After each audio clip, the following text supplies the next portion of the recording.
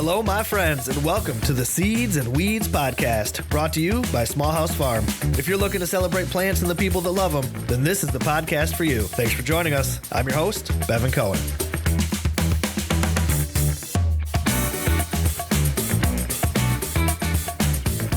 Hey there, friends. Welcome back to the podcast. We've got another fun show lined up for you today. We're going to be sitting down for 5 questions with Zach Loeks to talk about his work at the Ecosystem Solution Institute, and we're going to learn a little bit more about micro landscaping. Very cool stuff. It was a fun interview. Afterwards, we're going to be jumping into a tomato extravaganza because I have got tomatoes on my mind. So you're going to want to stick around for that. Now, when this episode airs, Heather and I are going to be hitting the road for the Mother Earth News Fair in Lawrence, Kansas. I'll be giving a few talks at the fair. We're going to have a small house booth, and I'm going to be helping to organize the first ever Mother Earth News Fair seed swap. So it's going to be a pretty busy weekend for sure. Zach is also scheduled to be speaking at the fair, so it seemed like a good time to have him on the show. Now, before we jump into all that, I just want to give a quick shout out to Megan T for recently joining our Patreon. You know, this podcast is made possible through the support of our Patreon subscribers. We wouldn't be able to keep the podcast going without our patrons. So big thanks to Megan T and our other subscribers for believing in the show and helping us keep the doors open. If you'd like to support the podcast, you can find links to our Patreon at seedsandweedspodcast.com or directly at patreon.com/smallhousefarm. Not only are you helping to keep the show on the air, but you'll also get all sorts of perks like small house products, books, seeds, and all sorts of other groovy things just for signing up. I've also dropped that link down in the show notes. Now, let's get on to the interview.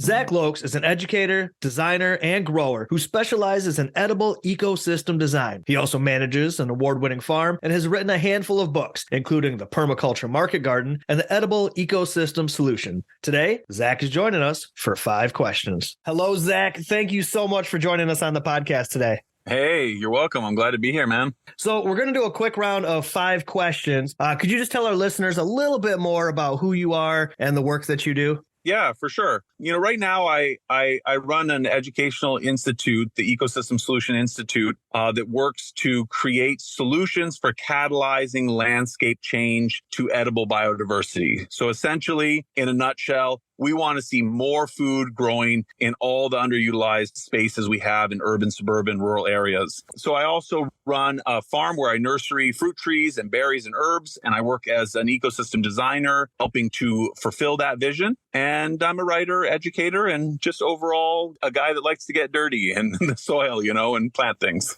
So to sum it up, you're a pretty busy guy.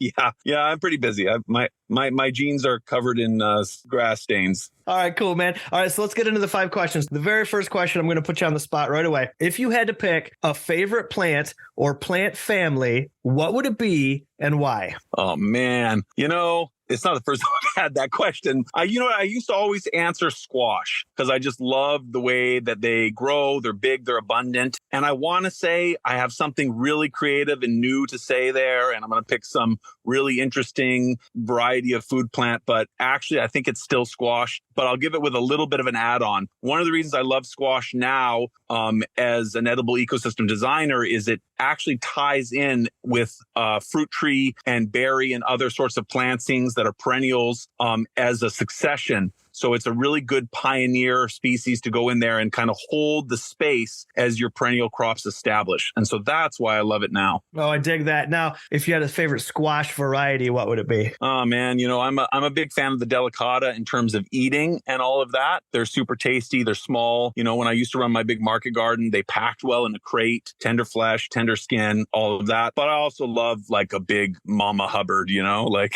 just in terms of pure volume as a homesteader. All right, here's your second question then. Could you please tell us a little bit more about your most recent farm or garden success? You know, I've been playing around a lot with different techniques for managing fruit trees along laneways. And I've been really impressed with the creation of really long edible laneways using my 2-wheel tractor and a power ridger. And so you can do this with hand tools too, or you can use a two-wheel tractor. But I love this concept of a sort of linear food forest, really appreciating the space of your driveway or your fence line, the simplicity of running your irrigation in a long line. So my success has just really been like honing in on that concept of like the line and being like, yeah, this is a successful design principle. So what kind of fruit trees work best for that sort of thing? Oh man, I've been putting a lot of stuff. I mean, along my own driveway, I've got a double line on either side. So it's sort of like a triad, as I say, on either side, like two double rows of trees with an in-between row and herbs. And I've got apricots and European pears. I have Asian pear, and I have a lot of plums and some apples, and then lots of berries and other, companions, medicinals, herbs along in there, chives I like to throw in, bee balm, things like that. Okay, let's ask the opposite question then. What is one of your most recent failures in the garden? And more specifically, what is the lesson that you learned from a recent failure? Recent failure. Oh my gosh. I got so many failures, man. I'm like a professional at messing things up. A lot of the work we do is literally, I joke around. I say I'm like a professional tree killer because we trial like hundreds and thousands of varieties of plants at this edible biodiversity conservation area. And we're killing plants to see like which ones will survive that far north. So I think that, probably it's like most people, it's overstretching. It's doing a little more than you can. And I do a lot, but I still find myself overstretching, even though I'm a big advocate for simplifying your garden process. And so I'd add into that a little bit of advice for home growers is like, I'm a big fan of promoting the concept of doing a crop rotation over multiple years where you focus in on just 3 vegetables, you grow them in your small plot, you do an excellent job in say 2023. And then the next year, 2024, you do 3 different vegetables. And then the next year, 3 different vegetables. So you gain that experience and you get to appreciate all those delicious, varieties, but you're not trying to learn everything and do everything in the same year. And, you don't end up with the pest problem. So I would say overstretching it is my biggest thing. I still do it. And I'm a big advocate for simplifying. I dig it. Okay, here's the next question. What is a current project that you're working on that you are very excited about? Well, yeah. What we're working on right now is we're getting these small, I'll say small and micro in the same sentence. We're working on these micro landscapes where it's quite small. It represents ecosystem principles. So we use a lot of ecosystem design, mimicry of natural systems, layering, site-suitable species, etc. So it's demonstrating a lot of cool principles, and we pair it with some educational signage. And the educational signage that we have developed is not just about saying, hey, look at this edible ecosystem. This is really great. Actually, the signage is developed to allow someone to immediately take the inspiration from seeing, tasting, smelling, touching that edible landscape, and then actually be able to go home and replicate it. The signage is showing you the steps to repeat exactly what's in front of your eyes. Yeah, that is exciting. So when you say micro or small space, what kind of space are you talking? Well, our base size is 5 by 5. So it's 25 square feet. Oh, that is small. Yeah.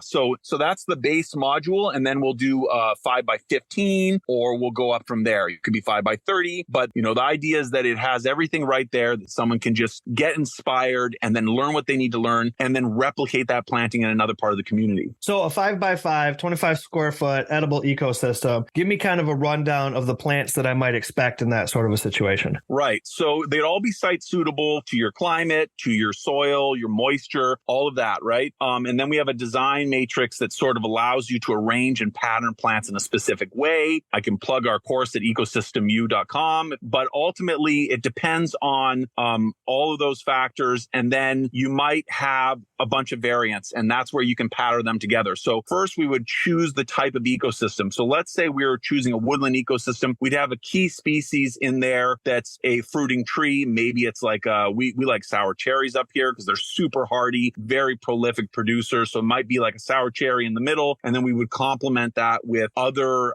companion plants that are like herbs and ground covers. We tend to be big fans of things like lemon balm, very delicious, really healthy, smells great. I also like chives. They're very obviously obviously onions are a great food, but they also are really early bloomers. So you're attracting a lot of good pollinators into your area early on. So yeah, that's sort of like an example there. That's excellent. And give me the link for the course again. Yeah, so that's Ecosystem U. So ecosystem and then U for university.com. And you can register for the school free. We sometimes have free courses on there as well. But then we also have an ecosystem design intensive cert right now available, which is a preparatory class for our full 144-hour ecosystem design certification, or EDC. Awesome. I'm going to put that link in the show notes as well, so folks can just click right through that if they're interested. Now, here's question number 5, my friend. What is a project that you are not involved in, but you're still really excited about it? So who's your shout out? You know what? I really like what's happening in a lot of these urban areas, like what's happening in Detroit, the Michigan Urban Farming Initiative. They're doing cool stuff. So shout out to the people in Detroit who are rocking it, and everyone else around the world putting in lots of, urban gardens and suburban gardens. That's awesome. And that is 5 questions with Zack Loeks. Zack, where can people find you online if they would like to connect with you? What are your links? You can find me on Instagram and YouTube, also Zack Loeks. So I'm trying to do more of that sort of social media type thing, So if if I'm getting some stuff done this year, you'll see some good stuff coming up. And you can find us at zackloeks.com, and the institute is ecosystemsolutioninstitute.com. So lots of places to find out more. Fantastic. Thank you again for being on the show, my friend. It was a ton of fun hanging out with you. Yeah, for sure. Wait, I got a surprise question for you. Okay. All right. One question in 30 seconds. What is your favorite vegetable plant? Oh, so you're going to ask me my own question? Yeah. So Asian greens. Asian greens is what I'm going to say. And I would have said something different every single year. I kind of get like over fascinated with one plant every time. This last year was Asian greens to the max. I grew as many different as I could, different varieties. Yeah, it's good stuff. I used to grow a lot of Asian greens as like a salad mix at the market. And my favorite thing was, if they're baby, they're delicious in salad. And if they get a little bit too big, they're so good stir fried, right? You got it. It keeps on giving. Oh man, stellar answer. Well, Zack, again, thank you so much for being on the show. This has just been a blast. I can't wait to hang out with you a little bit more when we're all together at the Mother Earth News Fair in Kansas, which is coming up just in the next couple of days here, I guess. Yeah. I'm psyched. We'll see you there. All right, that was a good time. Now, as always, I've put Zack's links down in the show notes, and you can also find them on our website, seedsandweedspodcast.com. Spring is a busy time of year. I'm on the road promoting my new Grow Great Vegetables books. It's planting season. There's just so much going on. But right now, the only thing on my mind is tomatoes.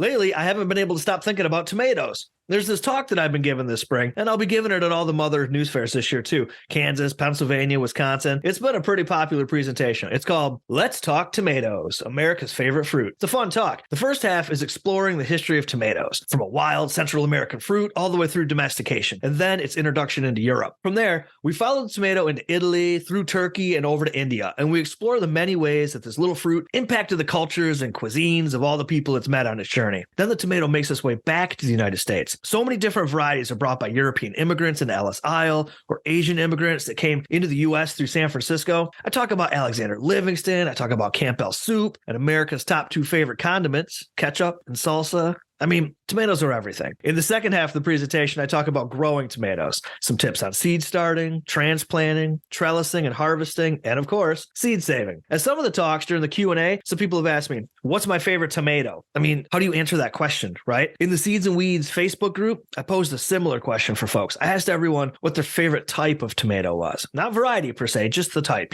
cherry, beefsteak, Roma, Oxheart. People in the group were pretty divided on the answers. Everybody likes something different, that makes sense. And some people couldn't answer the question without plugging their favorite variety anyways. Dan Trena said, I love them all for their differences, but no matter what, I've always got a green zebra in the mix. Ralph Kuhn, he says, I love them all, but my favorites are Mortgage Lifter for beefsteaks and Santa Maria as a paste tomato. But I think that Dawn Devereaux might have had the best answer. She said her favorite kind of tomato is the one that's in her mouth. I can't argue with that. I think that's probably my favorite too. More than 100 people voted in the poll, and the overwhelming choice for favorite tomato was beefsteak. It is, after all, the best tomato for sandwiches and the perennial favorite, the BLT. That being said, it still leaves the question, what's the best tomato variety? And, that's subjective. We'll never all agree on that. Here at Small House every year, we have a tomato tasting event where we sample all the different varieties that we grew and we all vote on what our favorite tomato is. You know, the tomato tasting, it's one of our most popular YouTube videos every year. I'll put a link to the 2022 video down in the show notes so you can check it out. Last year, we sampled some killer tomatoes like Thorburns Terracotta, the Costoluto Genovese, the Porto Cortez Cherry Tomato, Aunt Eula's Rockhouse Yellow, Old Carolina, Pacala Pink, but only one tomato reigned supreme. And last year, everybody's favorite was the Puerto Cortez. It's a tangy little cherry tomato from the Honduras. Now, out of all the tomatoes we grew last year, only a couple of them made it into the rotation for this year's garden. In our 2023 tomato garden, we're going to be seeing some returning favorites. Aunt Eula's Rockhouse Yellow, the Old Carolina, and the Costoluto Genovese. But we're also going to be growing some new-to-us varieties, like the Pantano Romanesco, Jellicoe, Livingston's Paragon, Pomodoro Scatolone, and a really pretty tomato called Pink Jazz. And of course, we're going to be doing another tomato tasting video again this year, so we'll see which variety takes the title of Best Tomato 2023. Well, there you have it. We've come to the end of another show. Thanks again to Zack Loeks for being on the podcast and for answering 5 questions. Remember, if you'd like to support this podcast, you can always join our Patreon. You can find that link and many more at seedsandweedspodcast.com. This episode was edited and produced by all of us here at Small House Farm. The music you're listening to right now is some French jazz by William King. I'm Bevan Cohen, and we'll see you next time.